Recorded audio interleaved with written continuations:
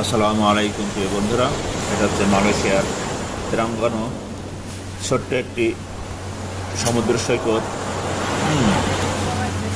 এখানে গেলে মনটা জুড়ে যায়।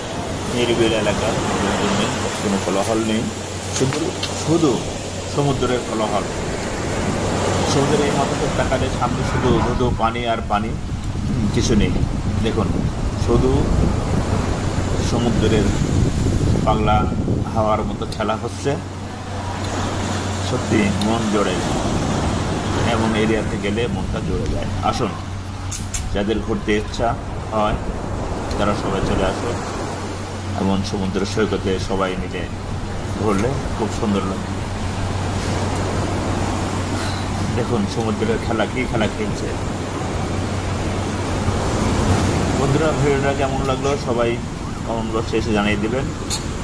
আর এরকম ভিডিও পাচ্ছে আরও উৎসাহ দেবেন। ধন্যবাদ সবাই।